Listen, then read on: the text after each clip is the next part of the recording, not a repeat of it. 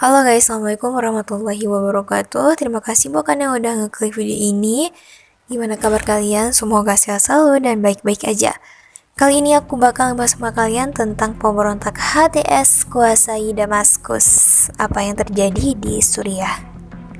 Perang saudara Suriah adalah sebuah konflik bersenjata berbagai pihak dengan intervensi internasional yang berlangsung di Suriah. Kerusuhan tumbuh sejak protes kebangkitan dunia Arab tahun 2011 dan meningkat ke konflik bersenjata setelah kekerasan atas protes kepada pemerintah Presiden Bashar al-Assad untuk menekan pengunduran dirinya. Perang melibatkan pasukan diktator Bashar al-Assad, Tentara Pembebasan Suriah, Pasukan Demokratik Suriah, Mujahidin termasuk Front al-Nusra, dan negara Islam Irak dan Syam atau ISIS. Kebanyakan pihak menerima dukungan besar dari aktor asing dan banyak yang mengarahkan untuk melabelinya sebagai perang proksi yang dilancarkan oleh negara-negara besar regional dan dunia. Di bawah rezim Bashar, Suriah melalui reformasi ekonomi neoliberal yang signifikan. Reformasi ini diperburuk kesenjangan kekayaan yang dikombinasikan dengan resesi dan beberapa tahun kekeringan yang menyebabkan penyebaran kebangkitan dunia Arab untuk Suriah. Protes cepat menyebar ke daerah-daerah yang dinominasi Kurdi di utara Suriah. Pada Maret 2011, ketidakpuasan masyarakat terhadap pemerintahan Baathisme mengakibatkan protes dalam skala besar dan unjuk rasa yang menyuarakan pro-demokrasi di seluruh Suriah.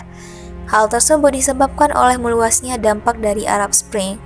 Banyak kegiatan unjuk rasa ditindak tegas oleh aparat keamanan dengan tindakan keras bahkan mematikan yang diperintahkan oleh Bashar al-Assad sehingga mengakibatkan ribuan kematian dan penahanan. Tidak sedikit di antaranya merupakan masyarakat sipil.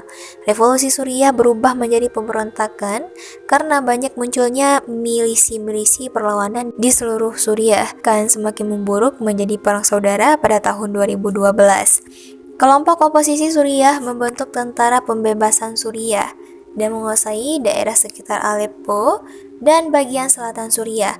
Seiring waktu, faksi dari oposisi Suriah pecah dari politik moderat asli untuk mengejar visi Islam untuk Suriah, seperti Front al-Nusra dan negara Islam Irak dan Syam. Di utara, pasukan sebagian besar pemerintah Suriah menarik untuk melawan VSA dan kemungkinan Kurdi untuk bergerak dan melakukan klaim de facto atas otonomi. Pada tahun 2015, YPG bergabung dengan Arab, Assyria, kelompok Armenia, dan Turkmen membentuk pasukan demokratik Suriah. Februari 2016, pemerintah menguasai 40% Suriah, ISIL menguasai sekitar 20-40%, kelompok pemberontak Arab termasuk Front al-Nusra sebanyak 20% dan 15-20% dikuasai pasukan demokratik Suriah.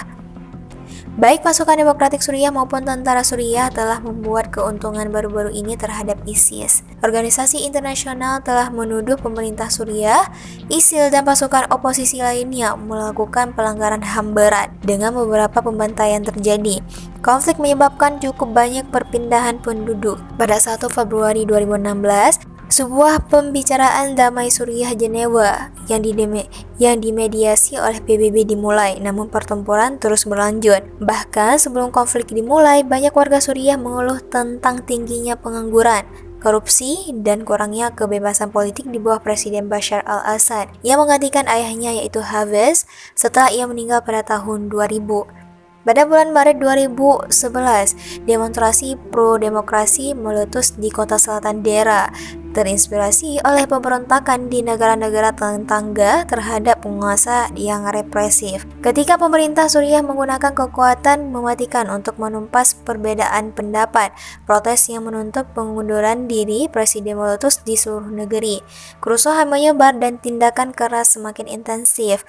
Para pendukung oposisi mengangkat senjata, pertama untuk membela diri dan kemudian untuk membersihkan wilayah mereka dari pasukan keamanan. Bashar al-Assad berjanji untuk menghancurkan apa yang disebutnya terorisme yang didukung asing. Kekerasan meningkat dengan cepat dan negara itu terjerumus ke dalam perang saudara. Ratusan kelompok pemberontak bermunculan dan tidak butuh waktu lama lagi bagi konflik itu untuk berubah menjadi lebih dari sekadar pertempuran antara warga Suriah yang mendukung atau menentang Bashar al-Assad. Kekuatan asing mulai memihak, mengirimkan uang, persenjataan, dan pejuang, dan ketika kekacauan memburuk organisasi jihadis ekstremis dengan tujuan mereka sendiri, seperti kelompok negara Islam atau IS dan Al-Qaeda mulai terlibat. Hal itu memperdalam kekhawatiran di kalangan masyarakat internasional yang melihat mereka sebagai ancaman besar.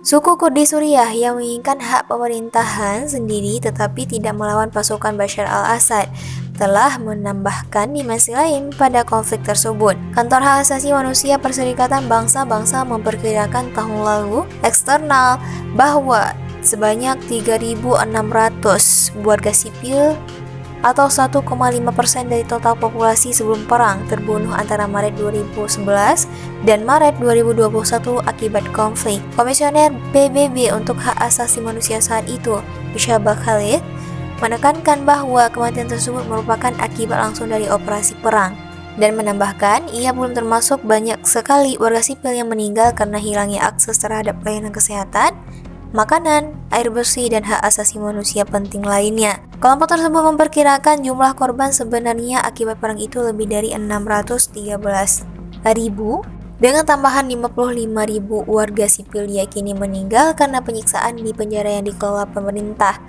Kelompok pemantau lainnya, Pusat Dokumentasi Pelanggaran, yang mengandalkan informasi dari para aktivis di seluruh negeri, telah mendokumentasikan 2.400 kematian terkait pertempuran. 145.000 warga sipil, termasuk 145.000 warga sipil hingga Maret 2023. 12 tahun perang telah menimbulkan penderitaan luar biasa bagi rakyat Suriah. Selain pertumpahan darah, lebih dari separuh penduduk Suriah sebelum perang yang berjumlah 22 juta jiwa terpaksa mengungsi dari rumah mereka. Sekitar 6,8 juta jiwa mengungsi di dalam negeri, dengan lebih dari 2 juta jiwa tinggal di tenda-tenda dengan akses terbatas di layanan dasar. 6 juta lainnya adalah pengungsi atau pencari suaka di luar negeri. Negara tetangga seperti Lebanon, Yordania, dan Turki menampung sebanyak 5,3 juta pengungsi. Telah berjuang untuk mengatasi salah satu eksodus pengungsi terbesar dalam sejarah terkini. Pada awal tahun 2023, PBB menyatakan sebanyak 15,3 juta orang di Suriah membutuhkan beberapa bentuk bantuan kemanusiaan. Jumlah tertinggi sejak perang dimulai, dan 12 juta orang tidak tahu dari mana mereka akan mendapatkan makanan berikutnya.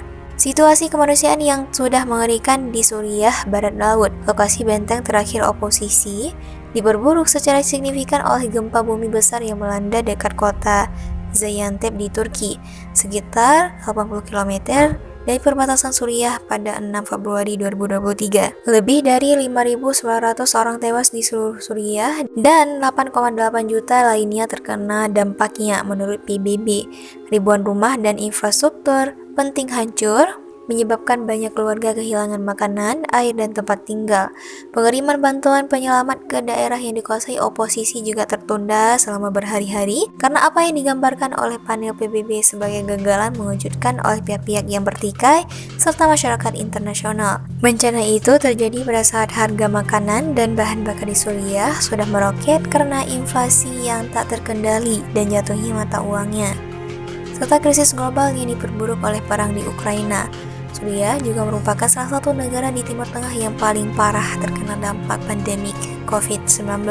Meskipun tingkat sebenarnya tidak diketahui karena pengujian yang terbatas, dan sekarang juga harus berhadapan dengan wabah kolera mematikan yang diperparah oleh gempa bumi. Akses ke perawatan medis sangat dibatasi bagi mereka yang sakit dan terluka karena hanya setengah dari rumah sakit di negara itu yang berfungsi penuh. Meskipun berstatus dilindungi, Physicians for Human Rights telah mendokumentasikan sebanyak 601 serangan terhadap setidaknya 400 fasilitas medis terpisah hingga Februari 2022 yang mengakibatkan tewasnya 942 personel medis.